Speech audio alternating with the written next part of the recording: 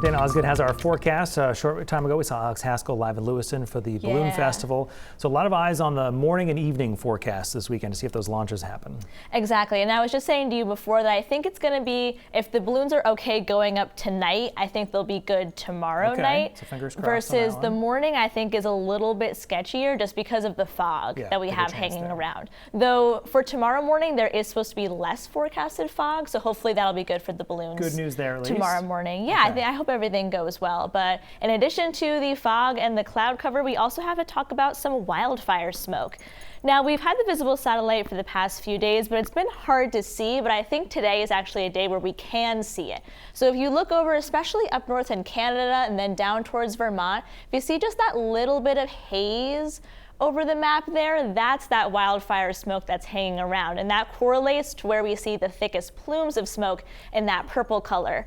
Now, unfortunately, the wildfire smoke is going to linger as we go into this weekend. You can see here there's another increase in wildfire smoke as we go into Saturday and on Sunday too. So until we kind of change our wind direction and have another system go through, we're going to kind of be stuck in this pattern where we're going to continue to see that wildfire smoke hanging around.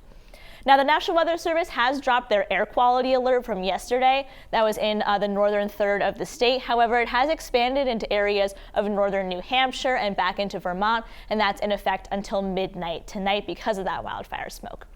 Now, we haven't really seen any thunderstorm activity out there at all today, so I don't really expect any more to pop up, but we could see a couple maybe back into the mountains within the next couple of hours. But once the sun goes down, we've lost the fuel for the thunderstorms there. By the time we get to tomorrow morning, we are going to see an increase in fog once again, especially along the coastline and then into the valleys up towards the mountains. Overall, less fog in comparison to yesterday, but it's still going to hang around a little bit. And then the big story going into this weekend is overall that there's just going to be more clouds than sun.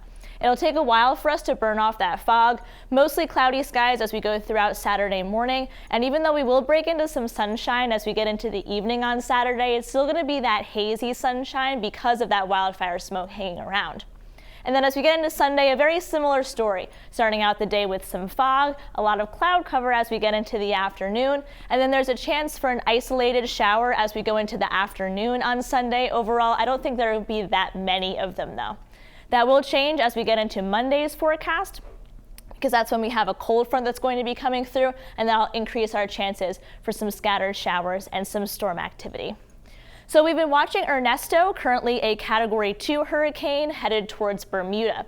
Now it's going to pass very far to our east, so it's not going to have an impact on us in precipitation, but it will cause an increase in rip currents along the coastline as well as some high swells. So if you are going to be going to the beach at all this weekend, just make sure that you pay attention to the lifeguards.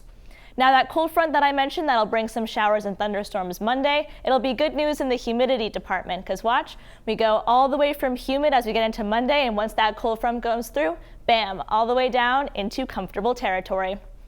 Marine forecast sees 2 to 3 feet, ocean temp there 66 degrees. So let's take a look at that 7-day forecast. Overall, I mentioned that the kind of name of the game for this weekend is overall more clouds than sun. And I think that there's that isolated chance of a shower on Sunday, Brian. But the good news is that look at that humidity on Monday, gets into the humid. And then once that cold front goes through, all the way down into comfortable. And you get some sunshine to go with it. Great by the time we get to Tuesday. I love it. All right, Dana, thank you.